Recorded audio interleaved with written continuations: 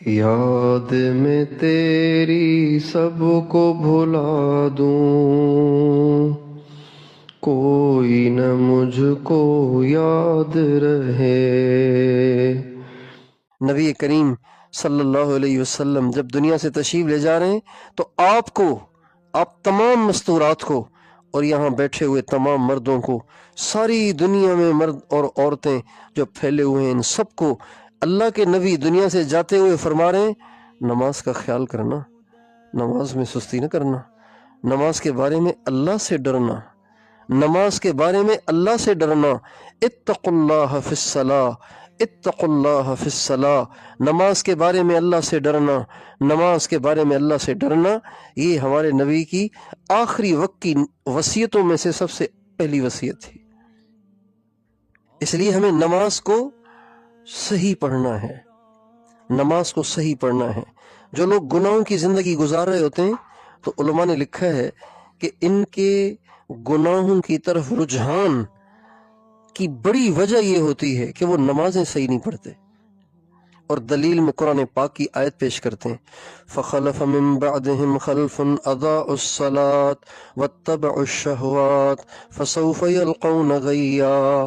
اللہ تعالیٰ فرماتے ہیں پھر ان نیک لوگوں کے بعد ان کی اولادیں ایسی بری ہوئیں کہ انہوں نے نمازیں ضائع کر دیں اور پھر شہوتوں کی اتباع شروع کر دی، خواہشات کی زندگی گزارنا شروع کر دی۔ تو علماء کہتے ہیں نمازوں کو ضائع کرنے کے بعد خواہشات پہ اپنی زندگی گزارنا، شہوتوں کی زندگی گزارنا، اس کا تذکرہ اس لیے کیا کہ نمازوں میں غفلت اور سستی برتنے کی وجہ سے انسان ان گندگیوں میں مبتلا ہوتا ہے۔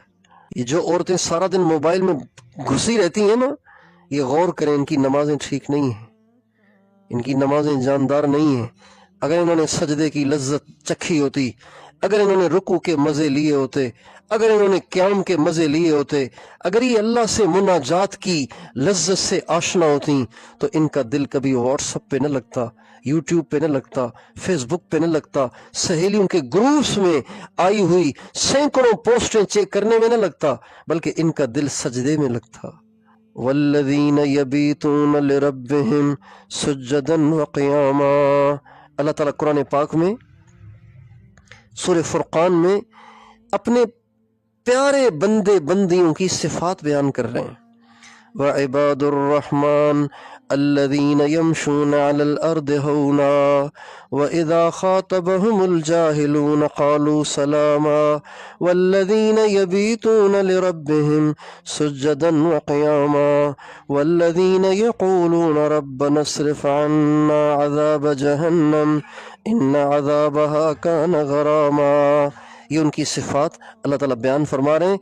رحمان کے بندے، رحمان کی بندیاں وہ ہیں جو جھک کے چلتے ہیں، اکڑ کے نہیں چلتے، وہ کبھی مغرور نہیں ہوتے، وہ اوروں کو حقیر نہیں سمجھتے، اپنے آپ کو اوروں سے بلند اور بالا نہیں سمجھتے، اور ان کی راتیں سونے میں نہیں، ان کی راتیں سجدے میں اور قیام میں گزرتی ہیں۔ یہ رحمان کے بندے بندیاں ہیں جن کی راتیں ساری رات سونے میں گزرتی ہے۔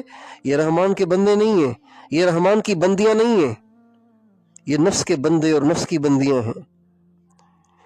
اور رحمان کے بندے اور بندیاں وہ ہیں جو الجھتے نہیں ہیں، وہ الجھتی نہیں ہیں، الجھتی نہیں ہیں، الجھتے نہیں ہیں، الجھتی نہیں ہیں، ادھر گزر کرتی ہیں، کوئی حرج نہیں، ادھر سے سنتی ہیں ادھر سے نکال دیتی ہیں۔ آپ غور کیجئے جن جن عورتوں کے گھر برباد ہوئے الجھنے کی وجہ سے، جتنی عورتوں کے گھر برباد ہوتے ہیں الجھنے کی وجہ سے۔ وَإِذَا خَاطَبَهُمُ الْجَاهِلُونَ قَالُوا سَلَامًا۔ اگر یہ اپنا مزاج بنا لیں کہ الجھنا نہیں ہے، ساس نے کہہ دیا دل پہ نہ لیں، ادھر سے سنیں ادھر سے نکال دیں، سسر نے کہا ادھر سے سنیں ادھر سے نکال دیں، خاوند نے کہا ایک کام سے سنیں دوسرے کام سے نکال دیں، الجھے نہیں، جواب نہ دیں، الجھے نہیں۔ وَإِذَا خَاطَبَهُمُ الْجَاهِلُونَ قَالُوا سَلَامًا۔ یہ بندے اور بندیاں جب جاہل ان سے جہالت کی باتیں کرتے ہیں، ان سے بدتمیزیاں کرتے ہیں، ان پہ الزام لگاتے ہیں، ان پہ بہتان ترازیاں کرتے ہیں، ان کو بے عزت کرتے ہیں، تو یہ کیا کہتے ہیں؟ سلام، اللہ خوش رکھے آپ کو، اللہ آپ کو سلامت رکھے، مہربانی، اور یوں کہہ کر وہ گزر جاتے ہیں۔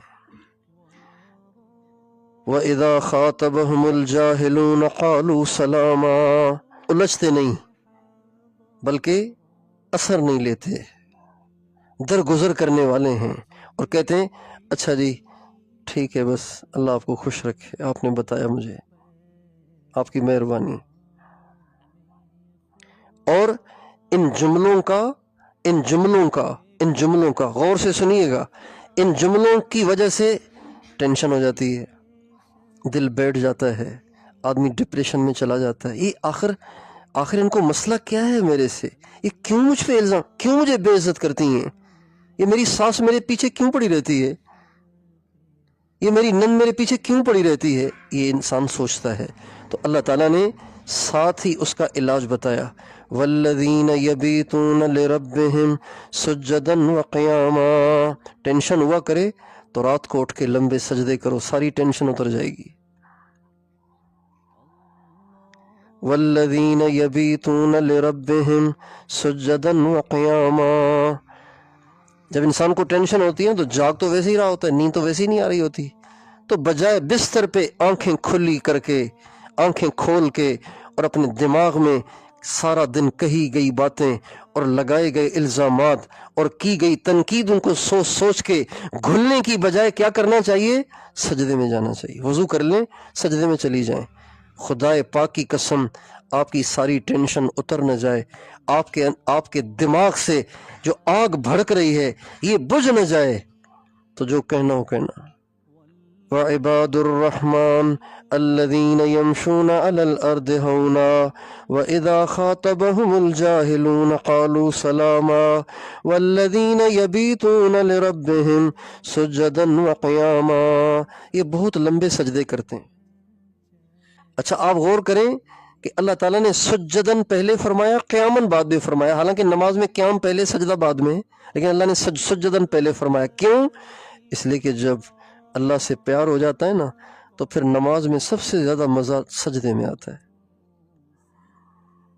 ہائے بندہ اور بندی اپنا سر زمین پہ رکھ کے پڑے ہوئے ہیں، سبحان اللہ۔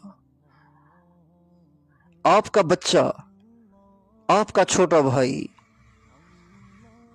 یا کوئی بھی آپ کی عمر ہی کی کوئی جیسے سجدے میں پڑے رہتے ہیں نا، ایسے آ کے آپ کے قدموں میں گر جائے تو کیا خیال ہے، کیا محسوس ہوتا ہے؟